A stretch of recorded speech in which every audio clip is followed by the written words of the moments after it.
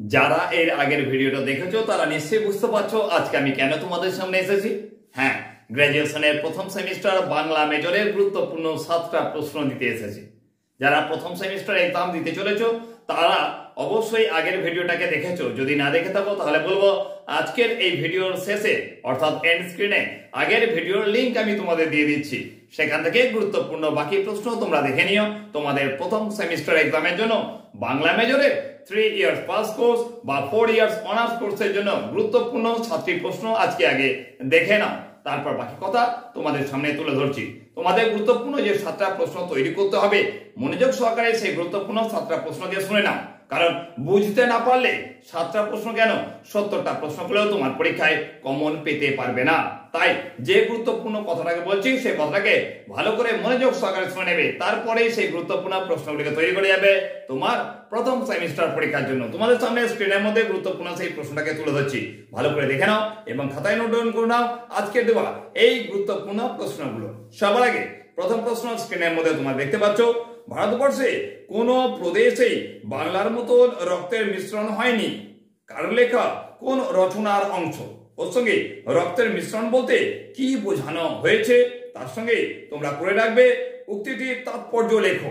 এই প্রশ্নটা আবার অন্যভাবেও আসতে পারে, দিতে পারে বাংলার পূর্বাঞ্চলের প্রকৃতি ভিন্ন ধর্মী। এই লাইনগুলোও যে প্রশ্ন থাকবে আর যে প্রশ্নটা তোমাদের বললাম দুটো প্রশ্নের উত্তর কিন্তু একই হবে। তাই মনোযোগ সহকারে দুটো প্রশ্নকে খাতায় অর করে খাতায় নোট ডাউন করে রাখবে। এখান থেকে 2 নম্বরের গুরুত্বপূর্ণ প্রশ্ন তুমি করে রাখবে, জয়দেবের গীত গোবিন্দ তাই স্ফুলিঙ্গই রয়ে গেল, দাবানল হয়ে জ্বলে উঠবার অবকাশ পেল না। কোন রচনার অংশ? জয়দেব কেন স্মরণীয়? ওর সঙ্গে করে রাখবে কথাটি তাৎপর্য লেখো। এখান থেকে 3 নম্বরে যে গুরুত্বপূর্ণ প্রশ্ন তোমরা করবে তোমাদের প্রথম সেমিস্টার বাংলা মেজরের জন্য, হ্যাঁ পাস কোর্স বা অনার্স কোর্স প্রত্যেকের জন্য এই প্রশ্নগুলো গুরুত্বপূর্ণ করবে। 3 নম্বর প্রশ্ন, বাঙালির নৈসর্গিক সংগঠন বাঙালির কবি মানসে কিভাবে প্রকাশিত হয়েছে? এই প্রশ্নটা ঘুরিয়ে আবার অন্যভাবে দিতে পারে। কি দিতে পারে? কেবল ঋতুর লীলাই বনে নয়, বাংলার নৈসর্গিক সংগঠনের বৈচিত্র্য কম নয়। প্রশ্ন হচ্ছে উদ্ধৃতিটি কোথা থেকে সংগৃহীত হয়েছে? এরূপ বলার কারণ ব্যাখ্যা করো। দুটো প্রশ্নই উত্তর একই হবে। এবং এখান থেকে লাস্ট 4 নম্বরে প্রশ্ন করবে, বাংলার চিরদিনই কবিতার দেশ হুমায়ুন কবির কিভাবে এই বক্তব্যকে প্রতিষ্ঠা করেছেন?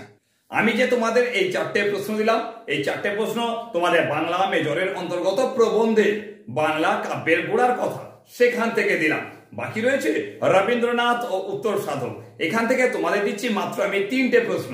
ভালো করে এই প্রশ্নগুলোকেও খাতায় নোট ডাউন করে রাখবে তোমাদের প্রথম সেমিস্টার এক্সামের জন্য। তো তোমাদের এখান থেকে প্রথম প্রশ্ন তোমরা করে রাখবে, তিনি দেখিয়েছিলেন যে রবীন্দ্রনাথের পদ ছাড়াও অন্য পদ বাংলার কবিতায় সম্ভব। প্রশ্নটা হয়েছে এখানে কার কথা বলা হয়েছে? ওর সঙ্গে তোমরা করে রাখবে কিভাবে তিনি বাংলা কবিতার নতুন পথ দেখিয়েছিলেন। এটা অবশ্যই কাজী নজরুল ইসলাম বাংলা কবিতার নতুন পথ দেখিয়েছিলেন। এই প্রশ্নটা ঘুরিয়ে আবার অন্যভাবে দিতে পারে। কি দিতে পারে সেটাও তোমাদের বলে দিই, রবীন্দ্রনাথের পর তিনি প্রথম মৌলিক কবি। প্রশ্নটা হয়েছে তিনি কে? প্রশ্ন করে রাখবে তিনি কিভাবে মৌলিক কবি হয়ে উঠেছিলেন। দুটো প্রশ্ন একই উত্তর। এখান থেকে 2 নম্বরের গুরুত্বপূর্ণ প্রশ্ন তোমরা অবশ্যই করে রাখবে, বুদ্ধদেব বসু স্বভাব কবি বলতে কাদের বুঝিয়েছেন? প্রশ্ন করে রাখবে তাদের তিনি কিভাবে ভাগ করেছেন প্রবন্ধ অনুসরণে লেখো।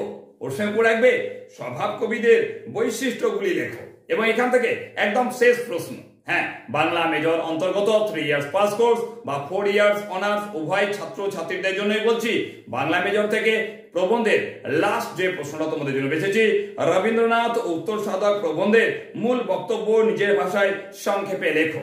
তোমাদের এখান থেকে মাত্র আমি 3টে গুরুত্বপূর্ণ প্রশ্ন দিলাম। তোমরা অনেকে আমাকে প্রশ্ন করতে পারো যে স্যার আমাদের ভাষা সংকট আর উপন্যাসের পূর্ব সূচনা এই দুটো অংশ থেকে আপনি প্রশ্ন দিলেন না কেন?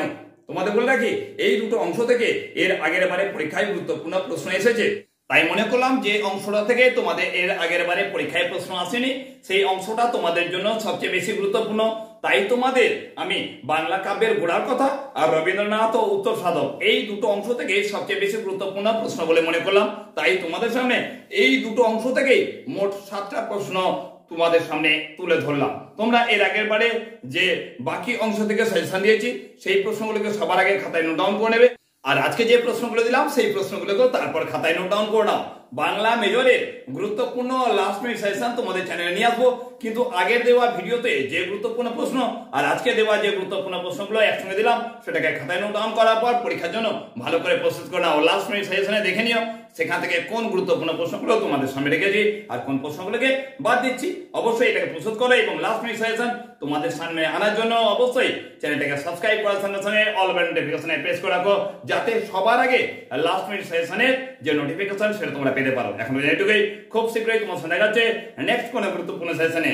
পরীক্ষার জন্য ভালো করে প্রস্তুতি নাও। এখনকার জন্য টাটা।